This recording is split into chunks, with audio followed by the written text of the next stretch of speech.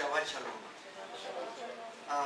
Finally, after the holidays or the festival of Pesach, in these 2 weeks, we make a pause to go back to study a little bit more about a specific festival that is Pesach and the relationship of this festival with many things in the area of korbanot or offerings and how it needs to be interpreted and how it needs to be looked at. Now we are going back to the third parasha of Vayikra HaSefer, the book of Leviticus, and we're going to the book of to the parasha Shemini, the 8th of Beyom Shemini. This is the 8th day. According to the Torah, this is the first of Nisan. You know that we have already gone around the year in the coming out of Egypt, and we have been wandering around the world, around the desert, really. Now we are going to be ready to leave this Har Sinai, this area, and we are going to start our journey. Now, we are going to see that this book of Vayikra takes place for 1 month, and then the next month start with the book of Bemidbar, or the book of Numbers. And in all this period, this book I mentioned to you is only to make a little bit to remember where we are. This is the book of, it's called the book of the Kohanim, or Kohanim HaSefer, the book of the priest. Also is the book of Kedoshim, or holiness. It has many things about the area, especially in the area of korbanot. This is an area that is difficult and sometimes misunderstood, and how we can look at and how we can approach it. This time, we are going to arrive to the 8th day, in which finally, if we look from the book of Shemot, book of Exodus, you know, Moshe Rabbeinu had been teaching and guiding the people how to do the certain office, to officiate the services in the Ohel Moed, in the time of meetings. One of the in this Mishkan, or this sanctuary that they're going to be together, they are going to be specifically, they have selected Aaron and his family. This selection, we could read it in chapter 29 of the book of Shemot, the book of Exodus. And this is a portion in which basically they get ahead of time, and it's going to tell us that Aaron is going to be, and his family, they are going to be the priests.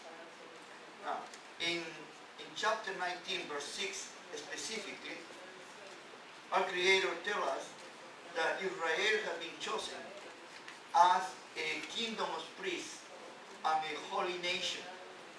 Then, many of our rabbis and our sages, they explain to us that we didn't need the Ohel Moed. We didn't need this Mishkan until Israel committed the ugly sin of the Egel Sahad, or the Egel Mesachet.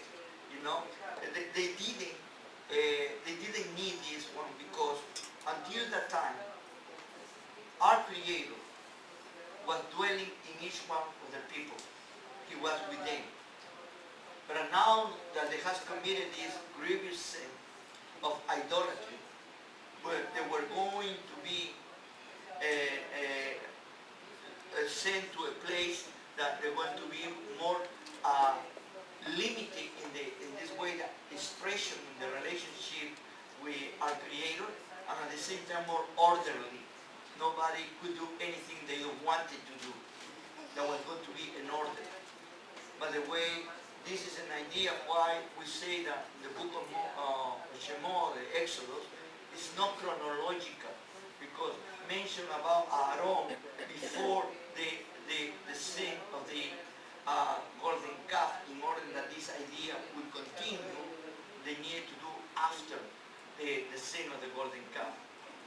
this is also to tell us that our Creator was giving to the people of Israel some rules and instructions how to do certain things, and the way then was editorialized in such a way, like I mentioned to you before, there was the type of envelope, in the sense that they needed to,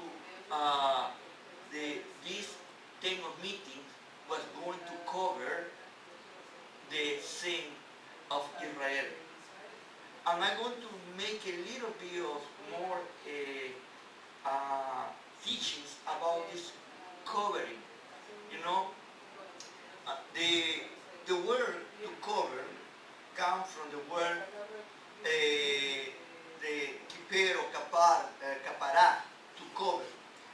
The word Yom Kippur, and it's used today in theological terms as atonement, and that's how it's translated. But if we trying to understand it in a special way, the Ohel Moed was a kind of thing, was a time of cover, and the idea is to cover from what? To cover from everyday things, to cover you, to protect you. And this is the idea, to protect you.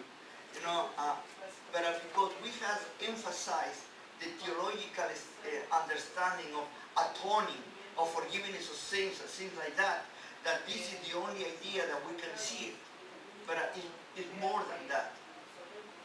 I always tell people that we need to look at the scriptures in the context of the time that was written and the historical period that was given to the people in that time, how they think and how they act and how they understand things. I had an interesting conversation with certain people about the idea about how we interpret the scriptures. And most of us, we do homilies or interpretations, based on our own understanding today.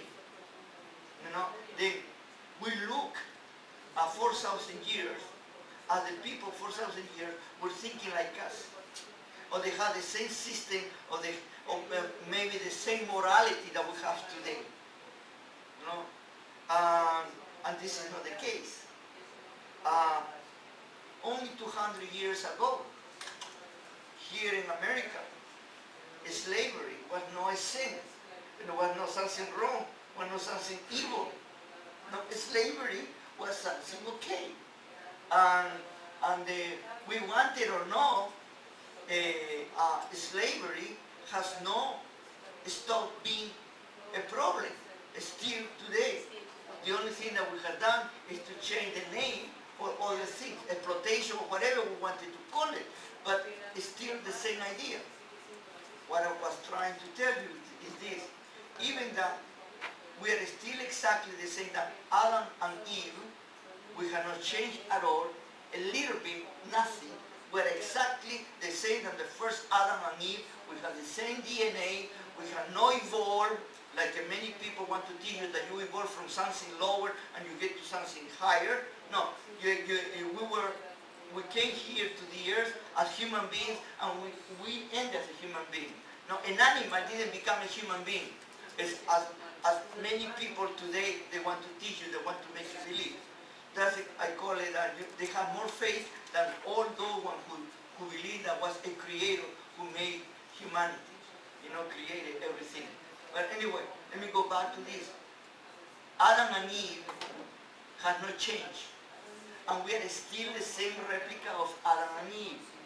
The only thing is that we have maybe using words that to trying to express myself at this moment, we're a little bit more sophisticated,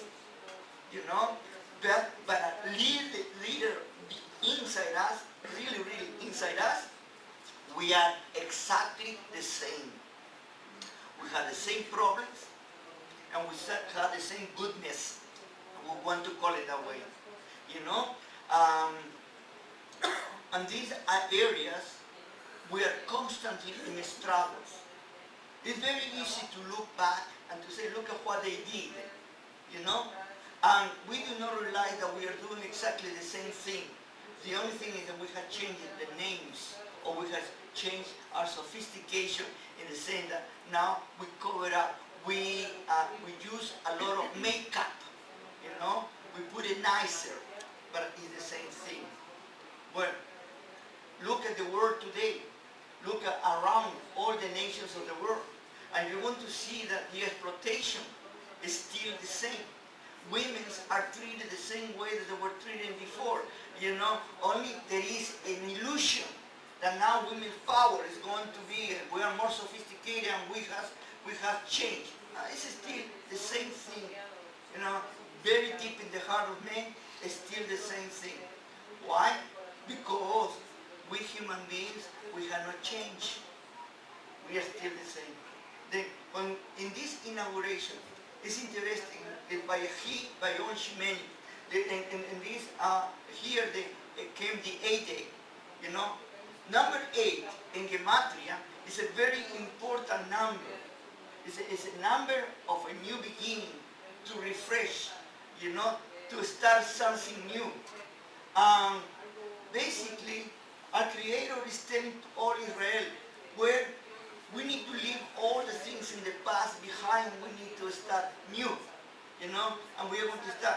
And lo and behold, who is put in the head now of these Kohanim? You know, no more and no less than the oldest brother of Moshe Rabbeinu, the great guy that was the one that allowed the people of Israel to go to idolatry. Oh, you're too hard on Aaron. Poor Aaron. What he was doing is making time to waiting for his brother. The truth of the matter is that Aaron failed. Now, Aaron is not the only one. All of us we fail.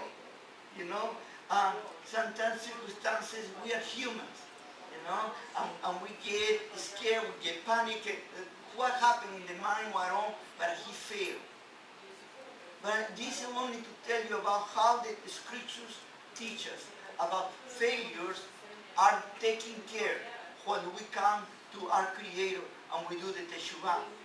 Now, we don't see in any moment Aaron saying, oh, I'm sorry, I did this. Totally the contrary. What Aaron tells us in different ways, in a basic way, he said to us, you know, I threw the gold there and lo and behold, came the eagle, came this golden calf, you know. Well, I want to tell you, this is a nice way to try to check yourself that it's not my fault, that happens. You know? And it's very difficult to find our own responsibilities, to recognize our own faults. We are human. Again, I tell you, being humans, that limits us. It's a Creator who put him now in the top. All Israel has failed. And Israel failed because of Israel himself, but because Aaron helped too, instead to stop it. Okay? And now, the chief failure is going to be put as the head of the Kohanim, you know, the priesthood. And now, if we read in Shemot, in Exodus 19:6, that we're going to have Mamlache Kohanim, a kingdom of priests. Now, instead to be all Israel, a kingdom of priests, at this moment, specifically that function is going to be done for only one family and their successors. Now, it's going to be an inherited position in order that all the time Israel remember how wrong they did. And also, this is a very interesting principle that we need to understand from the Torah. Is to teach us about humility. You know, Aaron humbled himself after that. He never opened his mouth again. He never stood up and said, you know, scream or anything like that. He was a very humble person. He knew that he has failed. And sometimes I mind that he even has problems to lift up his eyes. Then comes the order of the different korbanot. and this is the korban, the offerings. You know, the animal that were going to be offered in order to do this inauguration, to do the esmicha, to put the hands and the anointing of the high priest in this in the temple. They were going to have a function that was very special, and that all Israel was going to see. And for that reason, that Moshe Rabbeinu talks to Aaron and asks to the elders to be present in that moment. Why? Because they are going to see that is passing to this family, and they are going to be the one that from now on they are going to lead the sanctuary for Israel, the organization and all the different services in the sanctuary. One of the things that I always like to study about certain things is about the etymology of the word. You know, the etymology of the word, etymology means the roots of the word, or the meaning, the basic meaning of the word, where these words come from. The word kohen, you know, is now known as priest. But what is behind the idea of priest? We have for example, in Bereshit, in Genesis, in chapter 14, for the first time this term appeared with Melchizedek, you know, with the name priest. But we are going to see the term priest all the time. For example, we are going to see when Joseph goes to Egypt and he's going to marry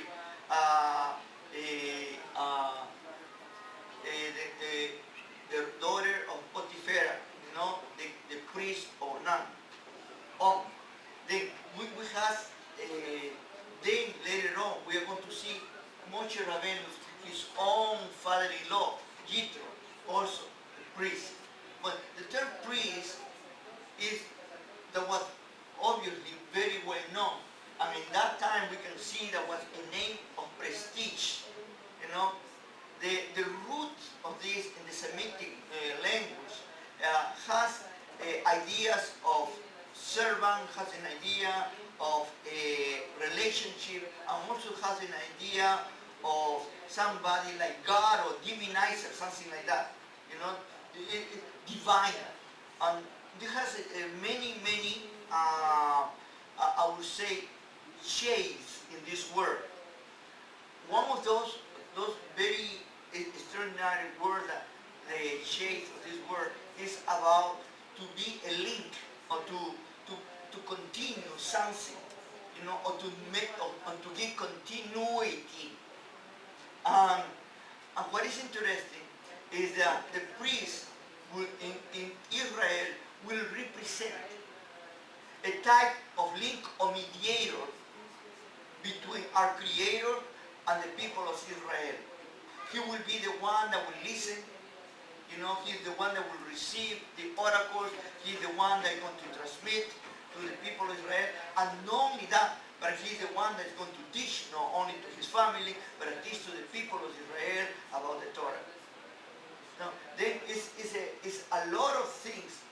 Now, the word priest is not specifically, by the way, Aaronic priesthood. Okay, priest is a very general term, but they have certain in the Torah, they have certain limitations about who can be priest in Israel. But also we want to see here, for example, later on, with the anointing of David, King David, we're going to see that he's going to anoint it and give us the idea also that through him and through his family also they're going to come priests. This is interesting because this idea is not so limited or so hard to see. It's more flexible. Today we examine that only priest is this, and I have heard many debates and discussions between different people, for example, about if the Messiah is going to be priest, and he can be a priest Messiah without being from the order of Aaron. You know, interestingly enough, the word already at the time of the first century, there were ideas about different types of priesthood. And more and more, we have been learning about the times of the first century where our Messiah Yeshua came to do his service, to teach us and to bring us back to Torah. But what is the problem when we misunderstand certain ideas, or we appropriate only a partial idea and we make the idea the only one that is suitable, and we do not look the whole spectrum of the meaning of these words? Well, we miss a lot. Not only that, but we become tunnel vision. And when we become tunnel vision, we lose our peripheral vision. And we lose our view. You can believe me, but most of the religions, they have a tunnel vision position. They're very central, very limited, and is their way or no way. This is the way that most of the religions, they teach you that way. And this is the reason that most of the religions are what I call it absolute in themselves. My way is the only right way. And anybody else who believes or says something different to my way, they are out of the grace of our Creator, they are out of the grace of the God, they are out of the grace of salvation, or whatever they wanted to call it. How many times I have told you that I have heard people from different religions saying to others who are not in the religion, you go to hell. And they like to send to you to this beautiful place. I don't know where it is, but they like to send you constantly, these people are so lovable and so giving and so high in their principle and their values. And instead to send everybody to hell, why did you not care for these people to try to at least to intercede for them? No. And then they say, yes, we're trying to push our idea. They think that by forcing other people to believe in their way, they are saving their life. No. By the way, you have a high, long history of that. For example, in the Middle Ages, the Catholic Church killed so many people, especially Jewish people, with the Holy Inquisition, and they believed that they were doing something right. They were honoring God, and they were doing a favor to these dirty Jews, because in that way, it's better a repentant Jew dead than an unrepentant Jew alive. And then they would burn the Jews in the stake, they would kill them and bury them until they could confess, and then they would kill them, but at least they died with God. This is tremendous. I hope that one day the Catholic Church and the rest of Christianity will start asking forgiveness and repentance for what they have done through the history, through the years. But no any religion is absent of that. All the religions have gone through that. This is the reason I say that we have not changed from Adam and Eve until today. The priesthood plays a very important role, because it's the one that is going to be a mediator. He's going to go in between the Creator and the rest of the people. They're going to receive a special revelations, a special teachings, a special idea, and they're going to give it to the people of Israel, and the people of Israel, supposedly, they needed to give it to the rest of the world. Have you asked yourself this simple question? Why Israel have been chosen? Or why is the reason that they are chosen? Only because they live the beautiful face, and because they are very intelligent and very capable? We need to understand in the scriptures that our Creator chose Israel, making his people, because they were his own ambassadors for the rest of the world. And they were going to be the Or Legojim. They were going to give light to the world.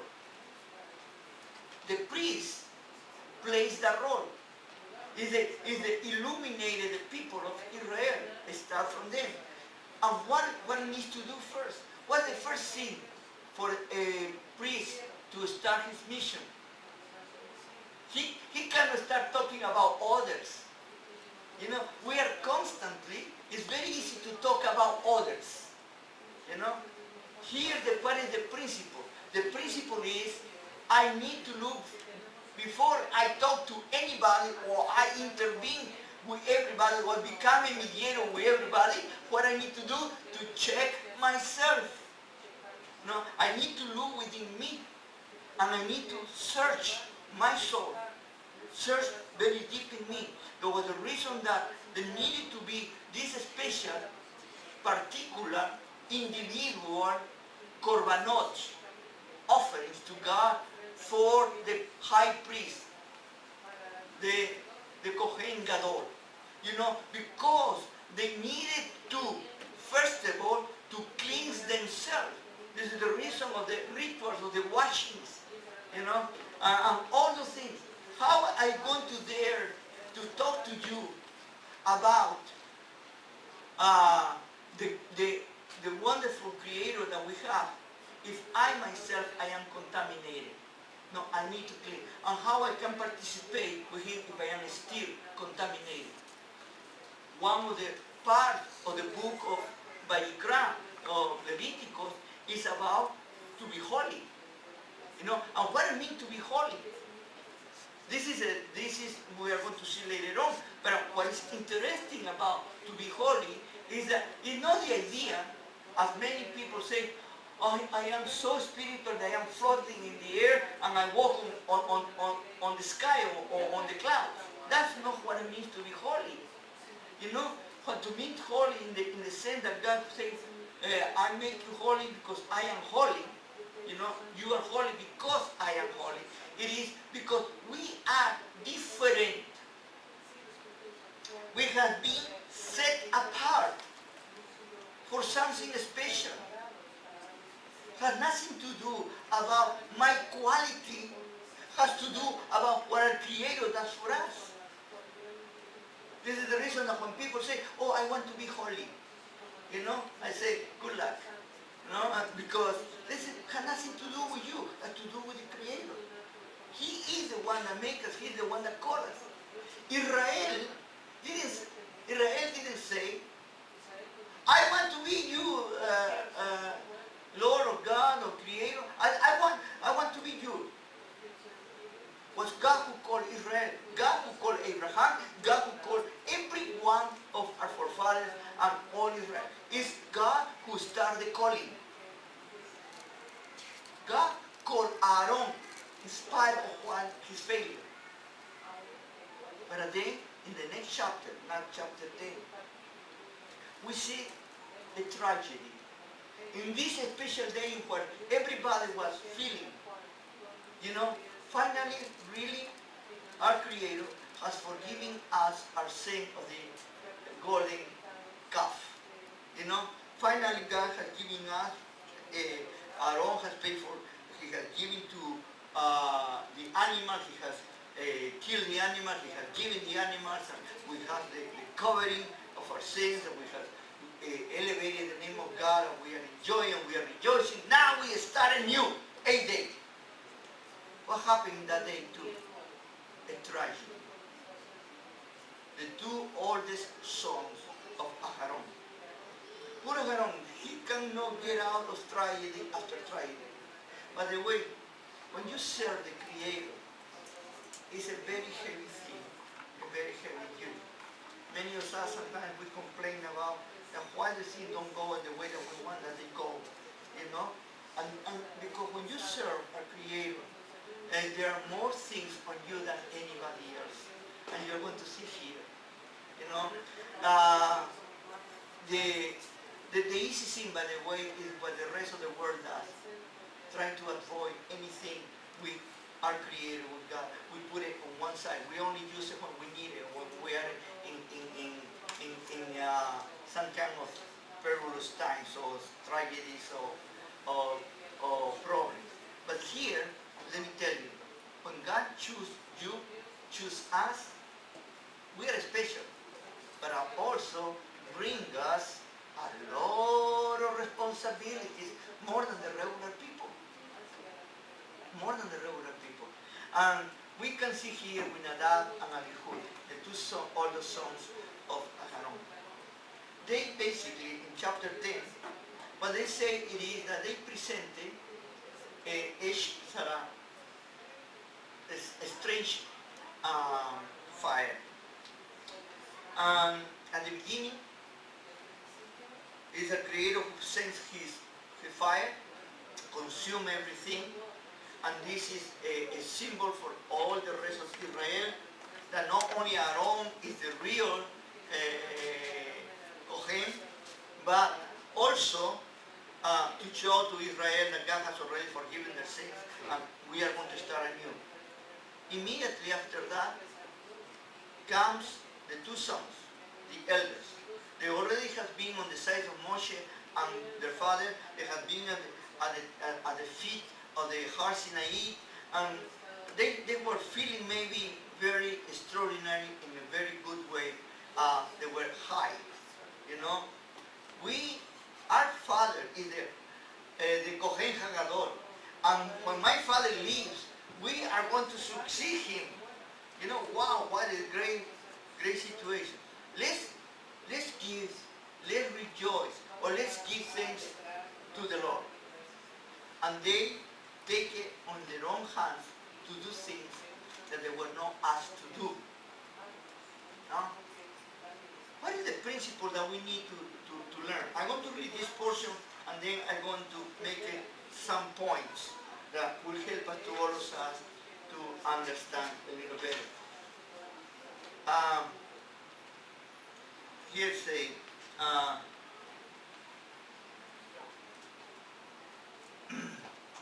sons of Aaron, Nadab and Abihu, each took his fire pan, and they put fire in them and placed incense upon it. And they brought before the Lord an alien fire that he had not commanded them. Okay, here in the first verse already we know that they have put something that our Creator didn't ask them to do. You know, sometimes I am surprised, by the way, by the religious people. And I am surprised in this way, and I want that you understand it. Okay? How many rules and regulations the religious people put on the rest of the world, or on the rest of the people, that our Creator has not asked us to do. But because they think that it's more holy, more special, more greater, more dedicated, you know, they put themselves, the people, in situations. They ask them to do certain things. I was talking just last week about that. Do you know that in the diaspora, no, the religious people have added extra days to the festival? And what they do adding extra days? Looks like that it's more dedicated, it's more holy. They have first day of Pesach, and in case they have the second day of Pesach. Like the first day was not enough, they need a second day. In the seventh day of Pesach, they ended with Shabbat. No, we need to add an extra one, because we want to be sure. That looks like a lot of zeal. But what is that? Pure religiosity that make you feel like you are better than others, but you are not. Because it's no, the issue here, it is not how religious I am. The issue is, what do I have here in my heart? That it is what is important. Many of us, we are totally a mask. And only appearance. But we don't see what is inside. Let's go back to Nadab and Abihu. Hold the idea, because I'm going to go back. A fire came forth from before the Lord and consumed them, and they died before the Lord. God brought his fire. Nadab and Abihu brought their own fire. And God paid them with his fire. And what they did, they were dead instantly. They fulminated. But what is interesting, their body was perfect. It was inside, but they totally destroyed it. Here we can have a picture. You know? What he's saying it is, to me the important part is not external. What is important is what is inside you. You know, we can become artists. And sometimes we have become the best con artists in the world. Sometimes the best religious people are the best con artists in the world. They talk very pious, very nice.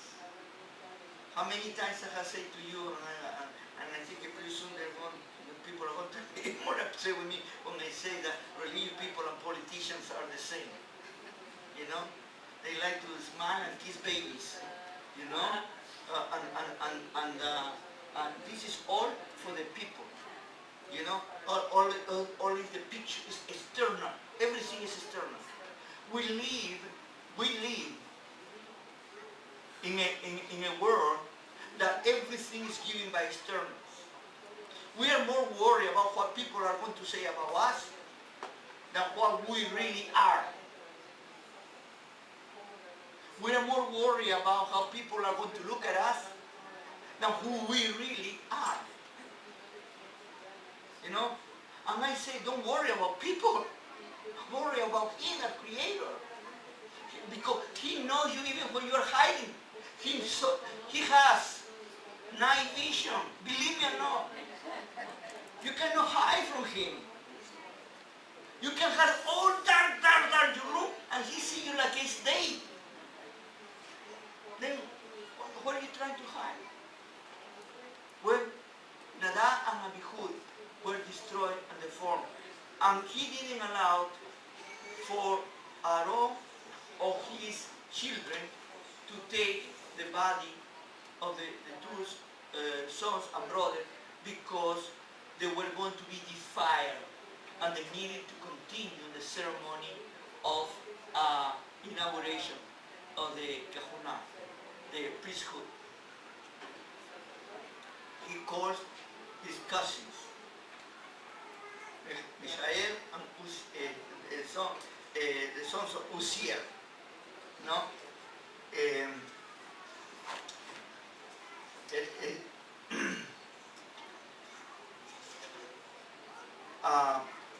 Called Mishael and Elzaphan, the sons of Shear. Well, they took him out and they buried them.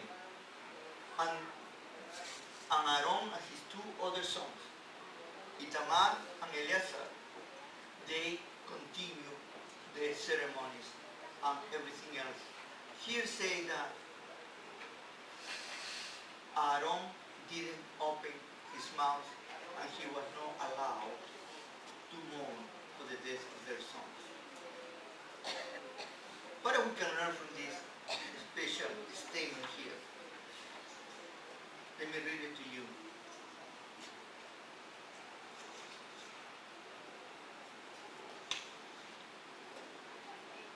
Moses said to Aaron, verse 3,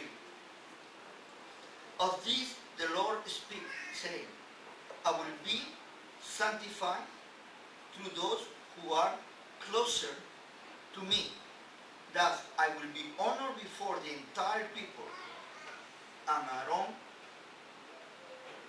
kept silent. He didn't pronounce a word. And then verse 8.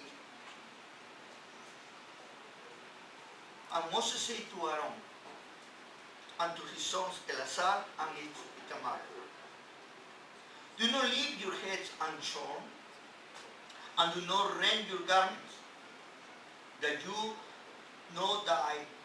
And he became wrathful with the entire assembly. And your brethren, the entire house of Israel, shall bewail the conflagration that the Lord ignited. do not leave the entrance of the tent of meeting, lest you die. For the oil of the Lord anointing upon you, and they carry out Moses' bidding. He is very interesting. And he is also, when I say to you that we need to understand the scriptures according to the times. You know, there was a time there, and this comes from the Egyptians, by the way. The Egyptians, when their pharaoh or somebody important died, they would bring and even hire people to cry, to scream for them. The mourners, you know, the professional criers. In Spanish we call it professional plañideras. That's the term. Okay? And then, oh, how good was this man! How wonderful was this woman! Oh, how beautiful! And they didn't even know that person, you know? But they could scream and cry. We've seen that, you know? And they go behind, and if you are a big eye, you like to be a performer, you will hire them to cry for you, you know? Okay, but here, he's teaching all the opposite. You are not going to be like the Egyptian. You won't be like the pagans. I am the giver of life, and also I am the one that deals with death. Because God is the beginning and the end, and also is a new beginning. We need to look at the principle here, that he's teaching us that yes, death is hard and breaks our hearts. But all of us has a great hope that we keep going, we live. You know, the God of Abraham, Isaac, and Jacob is a God of life, not a God of death. The problem is that sometimes we consider this period of time, the limited time of period that we live here as human, that this is life. You know? I would like for you to change a little bit or to do a paradigm shift to here. You know? And to think about the life is eternal. Because we do not die in the sense of we stop to being our neshama, our spirit continue. What died is I call it our container, our body, that is destroyed. But we have the hope that we are going to be renewed. No? Now, it is important to understand that our God is a God of the new beginning, and God is a God of life. But also is a just God, is a righteous God. And being a righteous God, he is going to put this concept. More is given unto you, more is required from you. I will never forget this.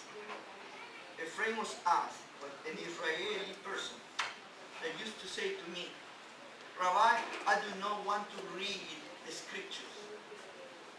And I say, why you don't want to read the scriptures? Because if I read the scriptures, I'm going to know what is right or wrong, and then God is going to punish me. And if I don't know, you know, I am not killing you. And this person refused to read the scriptures because they didn't want to be accountable. How many of us, we are like that? Remember, more is given to you, more is required from you. At the end of this chapter, and this parasha, we want to end it with the laws about what are the food that we can eat and what the food that we cannot eat.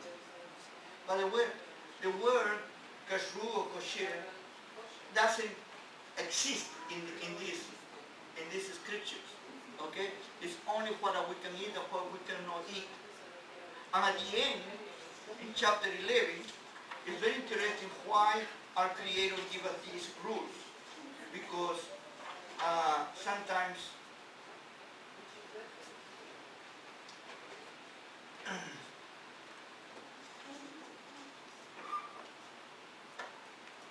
and verse 45 says, "For I am the Lord your God, are to sanctify yourself, and you shall become holy, for I am holy.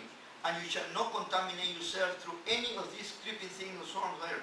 For I am the Lord who elevates you from the land of Egypt to be a God to you, and you shall be holy because I am holy." You know, and continue about the idea here is very important. Why he gives these rules and regulations of certain animals that we couldn't eat and we cannot eat?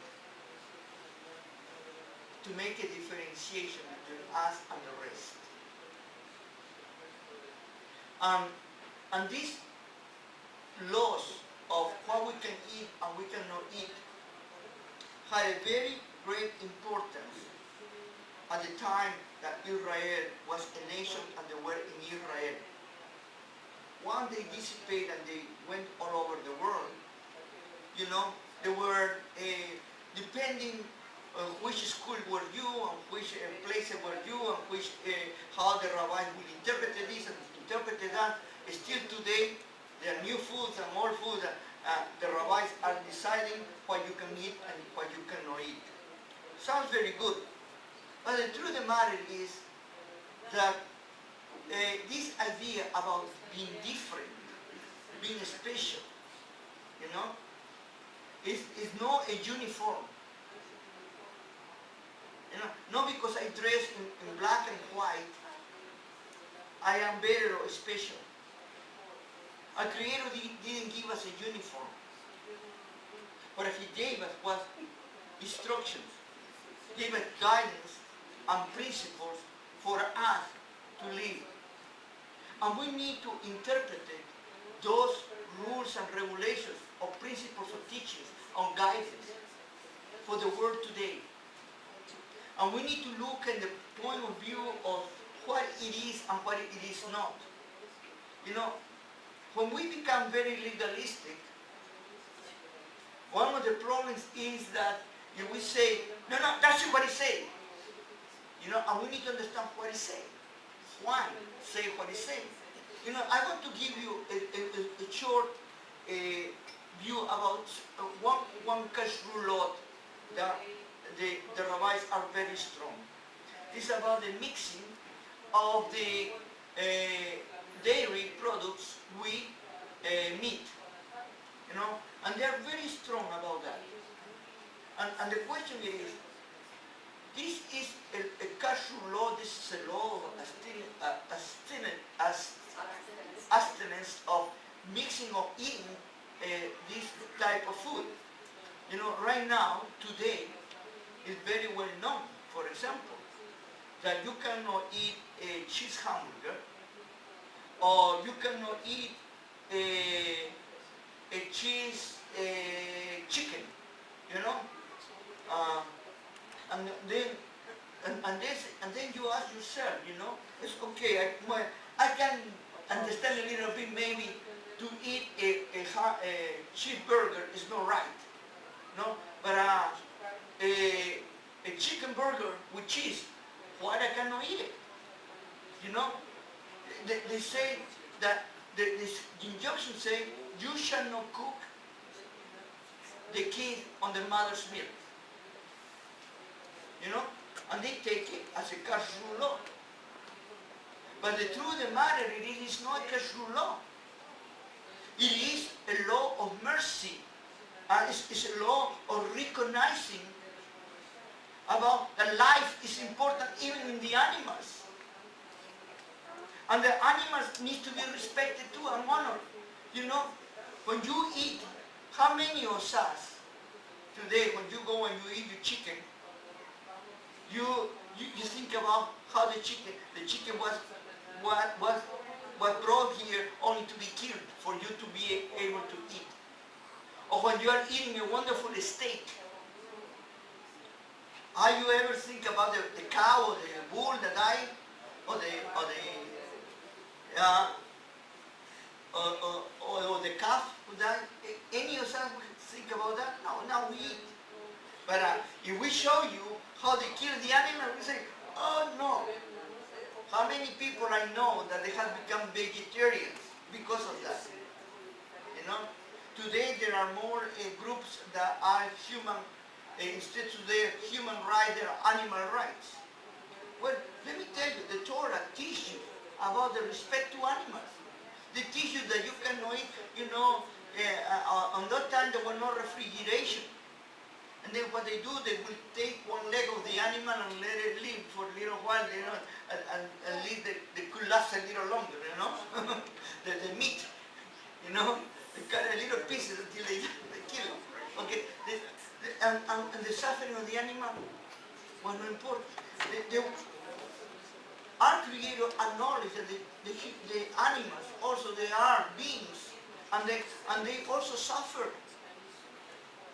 And that we needed to be merciful to them and grateful to them that they allow us, by giving their life we could eat.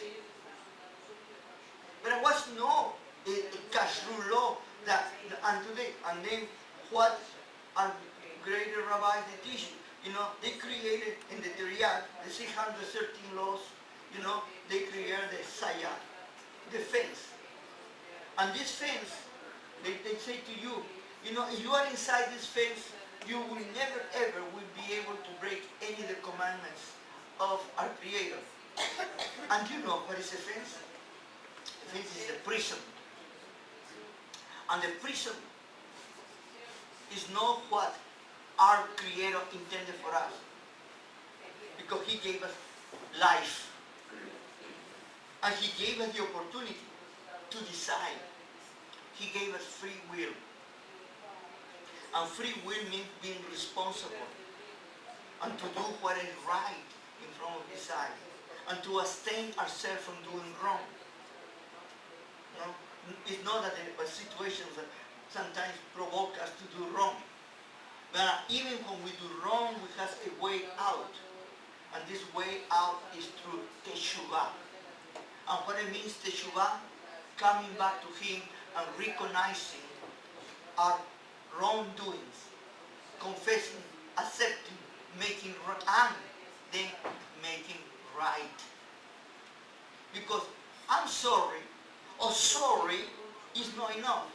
I agree with many people who say, you're sorry is not enough. Okay, you're right, my sorry is not enough. The next question is, what do you want for me to do to make it right? Do you want to confess it to the whole people? Do you want to do this or do that? And this is the law teaches that. Many people do something wrong and they need to pay for it. And how they pay sometimes, they ask for the money or a compensation. This is the same idea. You need to make it right. And after you make it right, you have the doors open again to be in the presence of our Creator.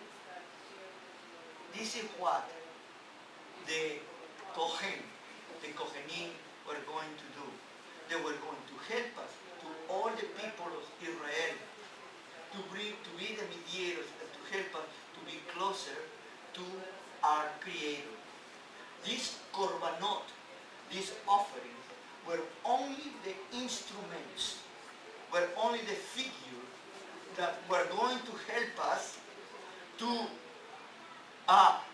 understand that we needed to make it right, that we were sorry that we didn't, that we needed to pay a price, and then we needed to go to Him. And if we do not understand this process, we will never understand about the idea of true teshuvah.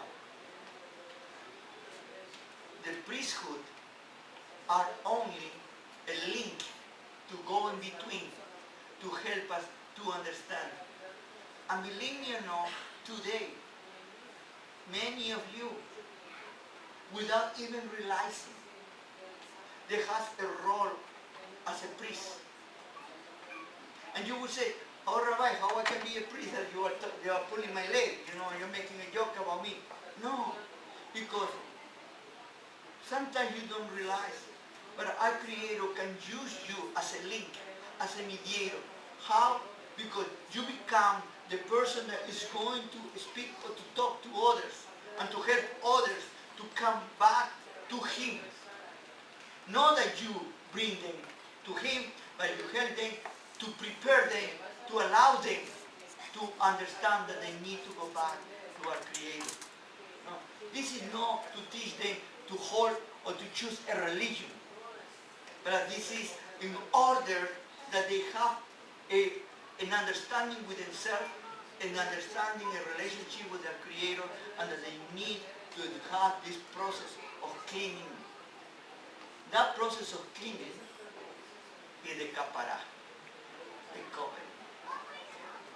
I hope that you have had a good Shabbat and you enjoy this time of the year. Have a wonderful Shabbat Shalom.